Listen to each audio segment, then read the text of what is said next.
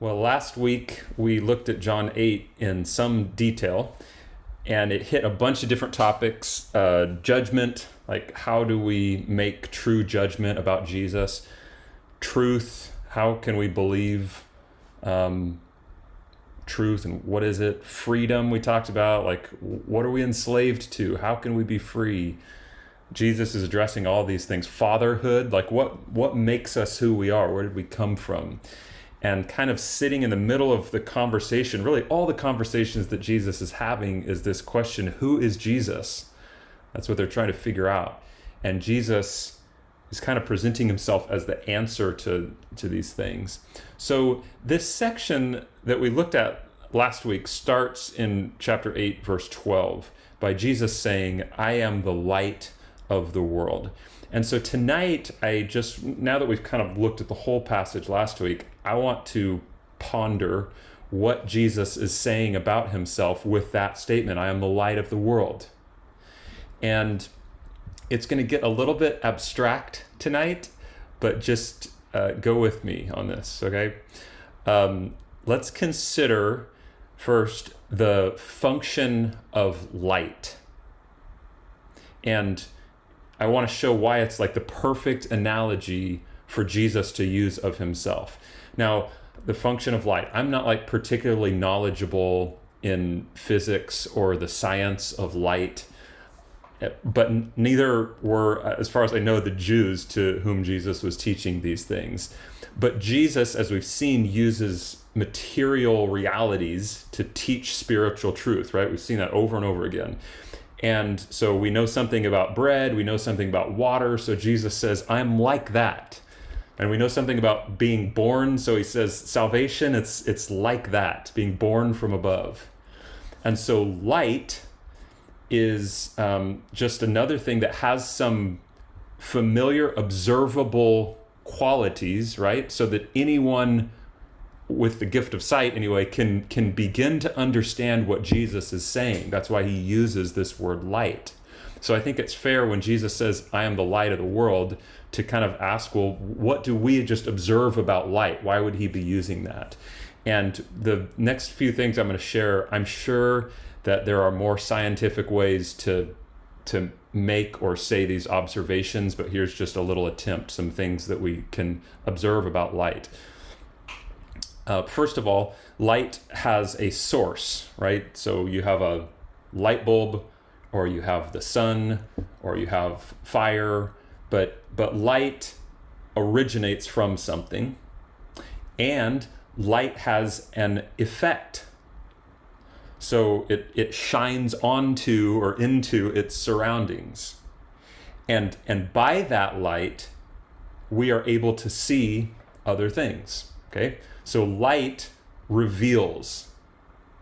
If you're in a dark room and you're trying to make sense of what's there, you reach for the light because you need that to kind of get an accurate evaluation of the room. So it has a source and it has an effect. But also, and this is where it gets maybe a little more abstract, light, the nature of light is it reveals itself, or it is self-attesting. So you don't need anything else to prove that light is present. It just proves itself. It shines on itself. One Bible commentator, Marsh, makes the point that light, in a sense, he says, bears witness to itself, though every other object in the world requires light in order to bear witness to itself.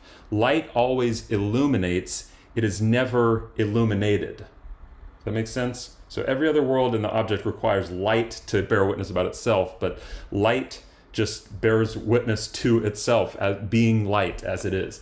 So you need light to see everything else, but to see light, it just is. And so if you want to get a better look at the sun, you don't like shine a flashlight on the sun, right? It just reveals itself. We really have to tone down the sun if we really want to look at it. We know this to be true. If you've ever been trying to sleep in a dark room, I like to sleep in a really dark room. And if it's not completely dark, you can feel it, right? And you say, hey, where is that light coming from? And it's usually not hard to find, right? If it's a sound source, sometimes sound, it's a little more like, well, I'm trying to isolate it, I'm listening, and you can like, it might take a little bit more work, but it's not hard to find light.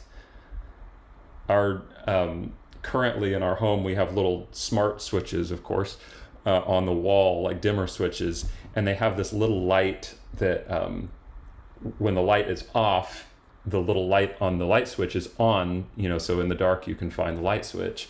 And it drives me crazy because it's way brighter than it needs to be. And that little light lights up the whole room. And so I took a white electrical tape because the switch is white. I didn't want to make it look bad, but I put a piece of tape over that little light, and it was still too bright. So I put another piece of tape, 4 pieces of tape, and finally it's like dim enough to where it's still helpful. I can see it if I need to push it, but it doesn't feel like it lights up the whole room. But you'd have to completely cover it to get darkness, because light just reveals itself, and it's not hard to find. You just look and you see, and oh, there's the source, there's where it is. And it doesn't matter how much darkness is in the room, right? It's like, you've heard the blind illustration. If I wanted to make it darker in the room that I'm in, I can't just open the blinds and say, hey, let's let the dark in to make it darker in here. Like, you have to get rid of the light if you want it to become darker.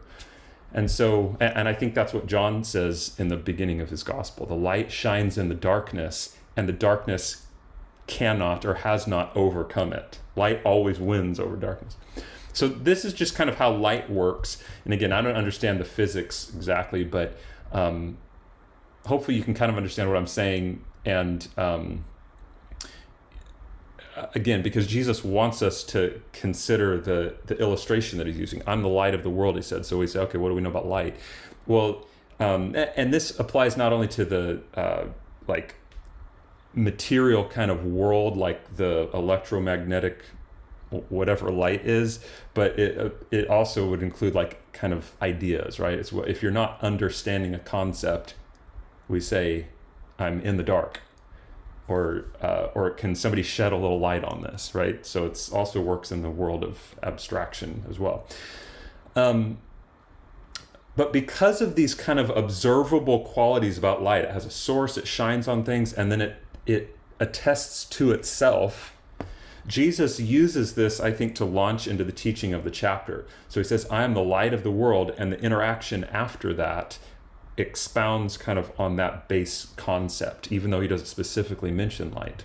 So first, he goes into this section, verses 13 through 18 mainly, regarding judging the truth, and the truth about Jesus. The Pharisees in verse 13 say, Jesus, you can't bear witness about yourself.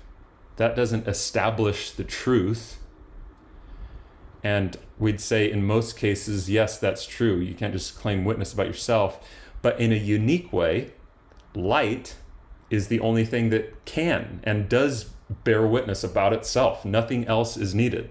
So if you can see anything, the light is there. Everything else needs an additional witness, or needs even the light, but not the light itself to show that it is true, or to show that it is there. So just like light is self-attesting, the truth of God in Christ is self-attesting or self-authenticating. So Jesus is who he says he is because he says he is. Now, we could go into other apologetic proofs and things, but the basic fact is Jesus as the light shines, and he does so because of who he is, and no other proof is needed. He just is that light. So the point being, we don't get to assess Christ being who he claims he is based on some external light to show who he is. And try to stick with me on this, because again, it's kind of abstract, but you don't examine a source of light by shining more light on it, right? But instead, everything else is assessed or judged by the light of Christ. So in verse 14, Jesus says, hey, even if I do bear witness about myself, my testimony is true. Okay? I am the light. I'm the eternally existent reality regardless of any other source shining on me. And apart from me, really, you have no evaluative standard. You have no way to judge. It's like judging who Jesus is like trying to measure something without anything to measure with or any unit of measurement. Jesus is the measurement of truth. So how will you measure him? And I go back to something that I think I mentioned last week, how France created the meter. Did I talk about that? So yeah, in the 1790s, the meter was kind of created as this standard. I should probably want to do this. Standard unit of measurement, and it was defined as, again, you need to remember this is important, as 1/10,000,000th of the shortest distance from the North Pole to the equator, or the meridian, passing through Paris.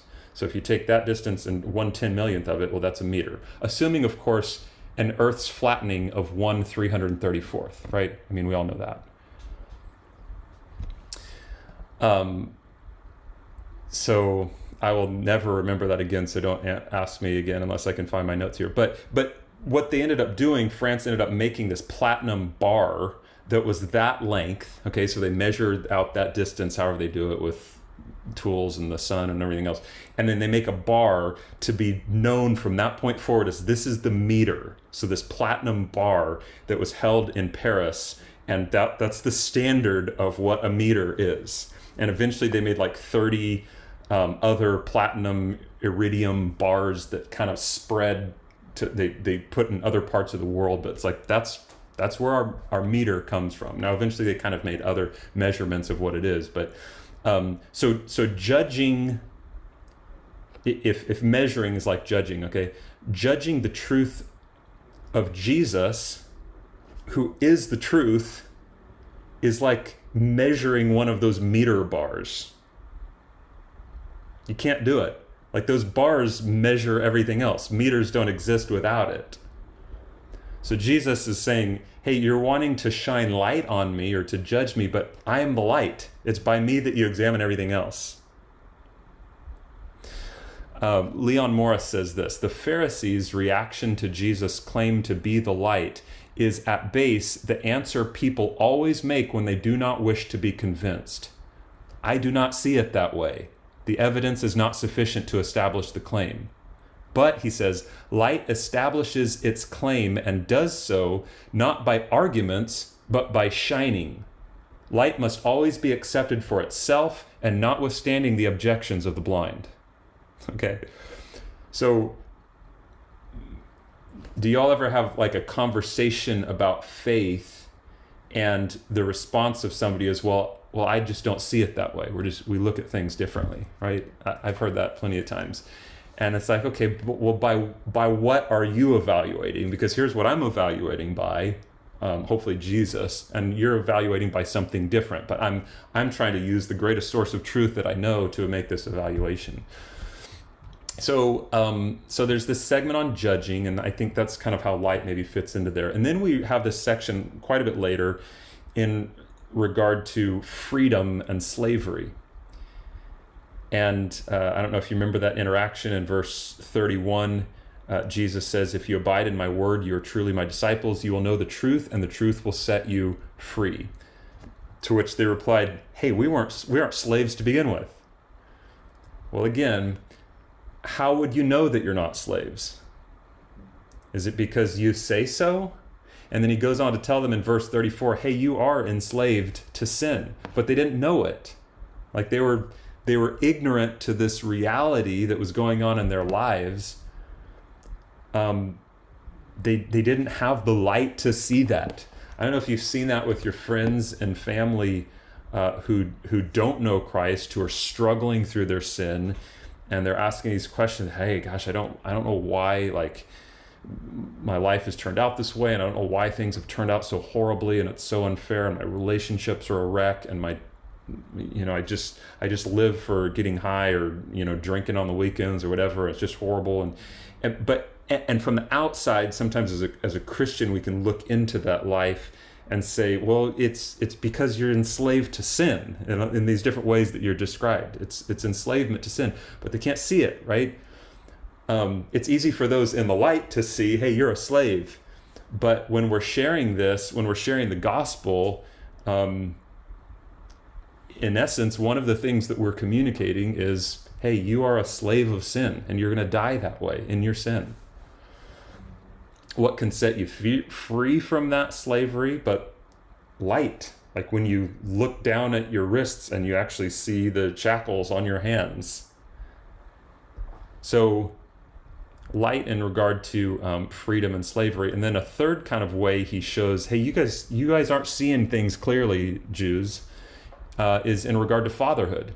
Remember, Jesus kind of tells his audience that their father isn't who they think he is. And if you remember that dialogue, Jesus tells the Jews, yes, you are offspring of Abraham, but not really, because you don't do what Abraham did. And those who believe God should act like Abraham, who listened to and responded to the words of God. Well, Jesus speaks the words of God, and they're not listening to and responding to him, so therefore they're not really Abraham's son, Jesus says. Well, if Abraham isn't their father, then they kind of fall back on, okay, well, God is our father. But Jesus says, no, that can't be the case because you don't love me. And if you don't love me, then you don't love the Father.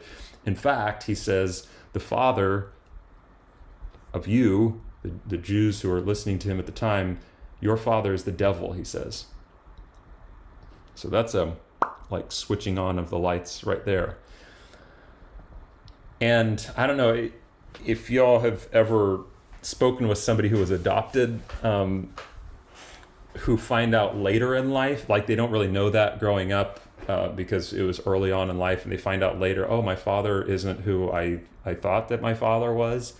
That in and of itself, certainly for that person, can be a very unstable feeling, right? It's just like this whole reality shift that what you thought wasn't, and it kind of throws everything off kilter maybe for a while. Well, what about if you find out your father is the devil? That's like Jesus really flipping the light switch on. So the Jews kind of in these things are having, at least through the words of Jesus, having their whole world kind of flipped upside down. They thought they knew a lot of things. They thought they were seeing clearly. They currently, as we're reading, they think that they're seeing things clearly, but they're really only seeing in darkness.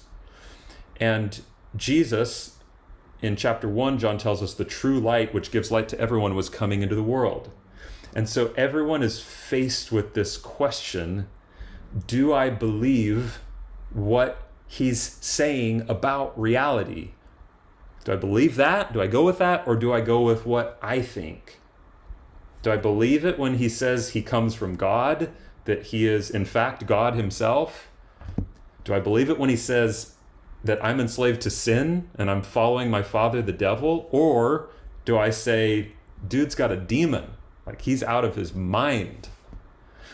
And if you go the route of your own measurement, he says, you'll die in your sins and you can't go where I'm going, back to the Father. But if you believe, he says, you will never see death. If you use Jesus to measure, to judge, to shine light on your life and to attest to himself, you will never see death. So Jesus is either just another opinion of truth and judgment in the world, or he is the light of the world. And if he's the light, then we must now judge everything we see by him, including ourselves. He's the light of the world. So that's, I think, some of what's going on here in this passage. I'm sure there's lots more, but as far as why Jesus starts with saying the light of the world, and it kind of works into these other analogies of judging and fatherhood and slavery. But there's a few things that we still kind of need to wrestle with that Jesus speaks to here. So here's probably the most difficult part to understand, at least for me. Jesus says in a few different ways in this passage and in previous chapters, unless you believe, see if you can understand this, because I can't. Unless you believe Jesus and abide in his words, you can't understand. or unless you believe that Jesus is the light, you won't see by his light. And you might think, like, but don't I need to be convinced? Don't I need to have my eyes open to the light before I believe? Then I can believe that Jesus is the true light. And like, don't I have to be convinced of that before I would believe? And Jesus would say, can you measure a ruler? Like, you have no way to evaluate the truth of Jesus but the light of Jesus himself. You are a slave to your sin. You're unable to set yourself free. You're a son of the devil who leads you in his lies. You can't make a right judgment because you have no accurate tools outside of Christ to judge with. I love this commentary quote from, this was actually from something said in John 7, but D.A. Carson, he kind of describes how the truth of God is self-authenticating, like we talked about earlier. He says this: finite and fallen human beings cannot set themselves up on some sure ground outside the truth and thus gain the vantage from which they assess it. Divine revelation can only be assessed, as it were, from the inside. So I'll read that again. Finite and fallen human beings cannot set themselves up on some sure ground outside the truth and thus gain the vantage from which they may assess it. Divine revelation can only be assessed, as it were, from the inside. So I think that's what verse 47 is saying. Whoever is of God, or whoever's on the inside, hears the words of God. It goes on, the reason why you do not hear them is because you are not of God. So you're not in the light, so you can't see the light. Well, if we're not of him, how do we become of him so that we can see him? How do we decide that Jesus is believable? And y'all, I have racked my brain as I was studying this passage, and I don't know what to say exactly except to say this: follow the light, which is Jesus. And as you follow and believe, he will light the way, and he will set you free from sin, and he will give you life. The more I read John, I could be wrong, but the more I kind of question an assumption that I've made sometimes, and I think many of us have probably made, that people have to first kind of be convinced by the information of the gospel that Jesus is believable, and then they start following him. But again, that would be like measuring a meter. No, the meter is the measure. You see how it's kind of hard to wrap our minds around, but I think that our faith to those who aren't already of God is kind of irrational. And Paul confirms that in his writing. Y'all read 1 Corinthians 1 and 2. I'm going to read a little bit more of it later, but 1 Corinthians 1:18 says, the word of the cross is folly to those who are perishing. It's foolishness. If you're dying, if you're in the darkness, it is folly. But to us who are being saved, it is the power of God. So the same message, the word of the cross, is folly to those who are perishing, but to us who are being saved is the power of God. So Jesus doesn't just make good, like, logical sense. If you're enslaved in sin or enslaved to sin, his word is foolishness. If you're not following him, you can't see the light. That's why he says, I'm the light of the world. Whoever follows me will not walk in darkness, but will have the light of life. So the more I read John, the more I'm kind of wrecked between the sovereignty of God and the blindness of humanity. But the more I'm seeing even in this passage that as we follow, or as we are believing, that light is revealed. And the more we walk in the light, the more we understand the truth and the freer we become. So Jesus is like this lamp that illuminates everything around him, right? And so we carry him and it lights our steps as we go, as we abide in his word, or again, that could be translated as you continue in my teaching or my message, then you will know the truth. So we're carrying this light around, and it's only illuminating our next few steps. So our understanding of the truth, our belief is contingent on our following and abiding. And it kind of happens at the same time. So I don't know, maybe you've experienced that. As I think about it, I think, well, I have. Like sometimes you hear Jesus' words or you read something in the Bible and you think, yeah, I get that. Like I understand that. But then, does this happen to you guys? Then you begin to walk in that. You begin to obey, and you realize that you didn't actually understand. You only actually understand as you're walking in it. Like it's then that you start to experience that freedom. So I often tell people, hey, this is my encouragement to Christians, and this is my encouragement to those who don't believe. The more I walk with Jesus or follow him or abide in his teaching, the more I understand that his way is the truth, or the more I see his light as I walk in him. And so somebody who doesn't believe can hear me tell them that, but until they do the same, they won't see the light. So I don't know, it's kind of like a chicken and egg thing. I only see the light as I'm walking in it, but how will you start walking in it if you can't see? Well, you believe, but I don't have the light yet to know whether he's believable. Yep. Now, we might also think that's not how light works. Like based on some observations we made of light at the beginning, well, light shines and it reveals itself first, and then we choose whether we want to walk in it. Like we see the light and then we know what's around us. But I would respond, well, that's not what happened. It's certainly not what happens to Jesus here in this passage. Jesus came as the light, but people don't seem to see. Like they can't quite understand what he's saying. So why don't people see the light? If light is self-attesting, why don't people see the light when it's before them? If darkness can't overcome the light, then when you're standing in a dark room and a light bulb pops on next to you, how can you not see that? Why isn't the truth known just because the light came on? Well, Jesus gives some answers to that. If the nature of light is to reveal itself, why couldn't people and still can't people see who he is?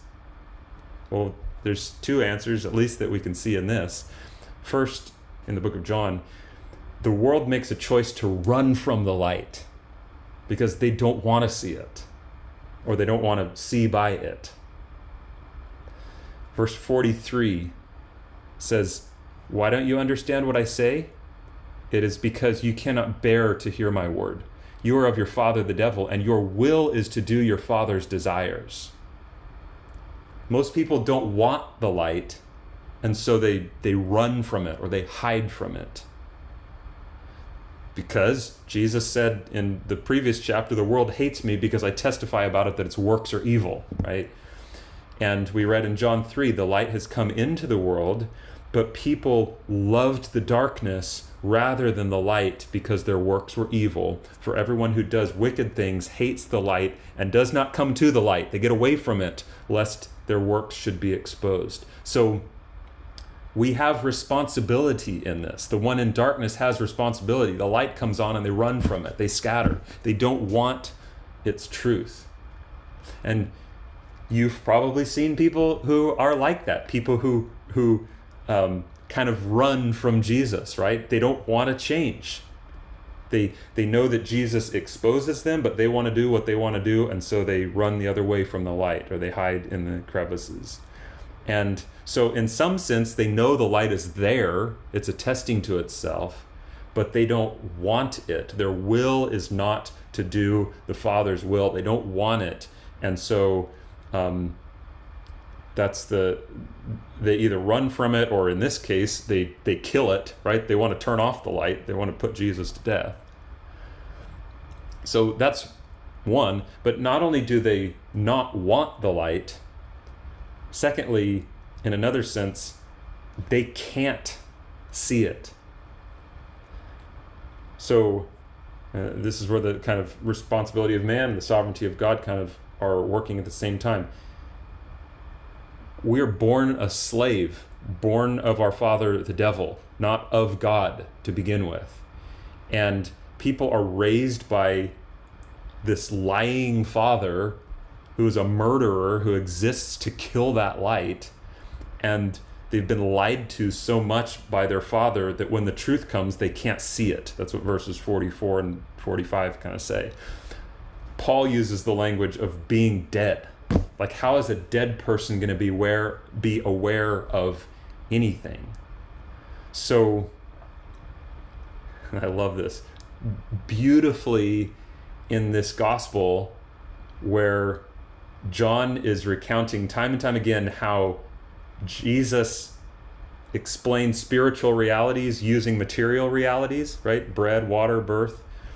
What's the perfect physical reality that we're aware of to explain spiritually why people can't see the light? They're blind. And it's not that they have become blind, but they are born blind. And if you look at the title of the next chapter, Jesus heals a man born blind. So why can't people see this shining light? Well, they're blind. Whoever is of God hears the words of God. The reason that they don't hear the words of God is because they're not of God. That's verse 47. So they are blind, both willingly, because they're running from the light and they're turning their face and they're trying to hide from it. They're willingly doing that, and by nature, they're born blind. That's why they can't see the light that is presenting itself before them. So to wrap up here, I want to kind of ask, what can we do with this information? So it's not just like theory, light theory or something. First, I was thinking in regards to sharing our faith, which John is a very kind of evangelistic gospel and a great tool for sharing with people about the life of Jesus and what he came to do, to give us life. And so in regards to sharing our faith, I would say this, what I've learned is that we don't convince, we just bear witness to the light. And as crazy as we may sound, and we will sound crazy to those in darkness, we must bear witness to the light, who's Jesus. That looks like just declaring the truth about Jesus. So he's the king. He's everything that he's describing here. He's sent from above, from God, to save us as we're dying in our sins. So believe and have life in Jesus. That's our message that we declare. And central to that message, though we haven't got there yet in the story, John's gospel, is the cross and the resurrection, right? So listen to Paul, again, 1 Corinthians 1 and 2. Read that over and over. It's so telling. But listen to what he says in regards to the cross and the resurrection and the declaration of the truth. He says, the verse I said earlier, for the word of the cross is folly to those who are perishing, but to us who are being saved, it is the power of God, right? So we can see it. We're in the light, so we can see that light, but those who are perishing just don't recognize it for what it is. And listen to what Paul goes on to say. This is so cool and so mind-blowing. For it is written, Paul says, and then he quotes, I think it's a psalm, I'm not sure. He quotes, I will destroy the wisdom of the wise, and the discernment of the discerning I will thwart. Then he says, where is the one who is wise? Where is the scribe? Where is the debater of this age? Like all of the people that should have the right way to judge and measure, and they have all the light, quote unquote, that's really darkness, to kind of measure things. Where are these really smart people? That they could understand this truth about Jesus, that they would figure out that they need to believe him. And Paul says, has not God made foolish the wisdom of the world? And then listen, for since in the wisdom of God, the world didn't know God through wisdom, it pleased God through the folly of what we preach to save those who believe. For Jews demand signs, he says, right? We're seeing that in this gospel. Like, just show us another sign and prove it to us. And Greeks seek wisdom, Paul says. So Greeks just want to like figure it out and be really smart. Paul says, but we preach Christ crucified. It's a simple message. It's a stumbling block to Jews and it's folly to Gentiles, Paul says. But to those, listen, to those who are called, both Jews and Greeks, it's not folly. But Christ is the power of God and the wisdom of God. Now, notice Paul doesn't say, hey, your message is going to sound foolish, so you might as well not say anything. But no, we preach Christ crucified. We put the light out there on display. And then he goes on to say, I didn't come to you, Corinthians, proclaiming to you the testimony of God with lofty speech or wisdom. And why, we might ask? Because it wouldn't work. The Corinthians they wanted the darkness because they were born blind. And shining a flashlight into a blind person's face is pointless. But Paul says, for I decided to know nothing among you except Jesus Christ and him crucified. And I was with you in weakness and in fear and much trembling. I love this part because as an evangelist, I feel that. And as somebody who I don't feel like I'm really eloquent in apologetics or debate, like in the moment, I'm not going to have the right thing to say. I can be so fearful in that. But Paul says, hey, in my weakness, my fear, much trembling, and my speech and message weren't in plausible words of wisdom, like I'm going to tell you how to figure out belief in Jesus, but in demonstration of the Spirit and of power, so that your faith might not rest in the wisdom of men, but in the power of God.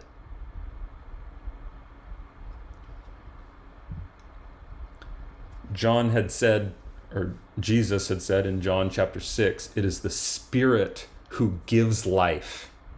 The flesh is no help at all. And we are simply called to tell that. So central in the message of Paul and Jesus himself is the cross. And you can see that even in the passage today. Verse 28 says, so Jesus said to them, when you have lifted up the Son of Man, then you will know that I am he. So somehow the cross, which I think includes the resurrection, is like that light switch. And at the cross, you see people will either believe or refuse. And why is it the cross that becomes kind of that beacon of truth and kind of this dividing line? It's because the cross, if you think about it, proclaims who I am in my sinfulness or evilness, shines the light on myself, and the cross declares who Jesus is, and certainly his resurrection declares who he is. So we declare the truth about Jesus, and it's a mystery, but as God draws, people come to him. How do they believe? It's like the blowing of the wind, Jesus says to Nicodemus, remember, in chapter 3. I don't know how it happens. I don't know exactly why it went down, but people will believe. In chapter 6, we read, all that the Father gives Jesus will come to him, and whoever comes to him, he will never cast out. So it's this mystery, but the parts that we know are that Jesus has to give sight to the blind, and at the very least, now that Jesus has ascended, a witness is needed, or witnesses are needed for him. And so that's what John is doing in writing this gospel, and that's what the church has been doing for thousands of years. So that's kind of an application that I was thinking about as far as this passage in sharing our faith. We declare the truth. I don't know how people are going to receive that light, if they're going to jump on in and if they're going to believe in Christ and if he's going to begin to light their way and open their minds to that.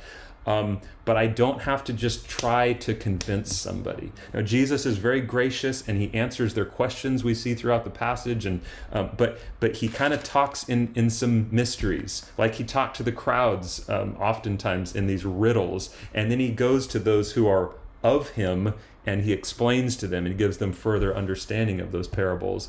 But we we aren't going to be able to explain Jesus into somebody. We just present Jesus for who he is. And if they believe, then it's a miracle that it's happened, and we give all the glory to God for it.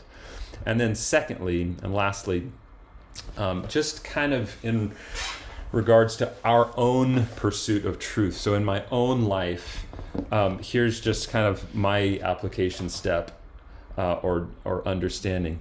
The more I obey, the more I will understand or be able to understand. The more we obey, the more we will understand. So we have to abide in Jesus's teaching, in his word. We have to live in that or follow him to know the truth. Our faith won't mature by poking our noses into theology books or even the Bible. But obedience and understanding walk side by side, and it's not one in front of the other. It happens at the same time. And you could say it this way: faith is not, once I see clearly, I obey, but I obey so that I can see clearly. Or walking in the light, we see the light. Psalm 36:9 says, in your light do we see light. So, Lord, we would pray Psalm 43:3, send out your light and your truth and let them lead us. Let them bring us to your holy hill and to your dwelling.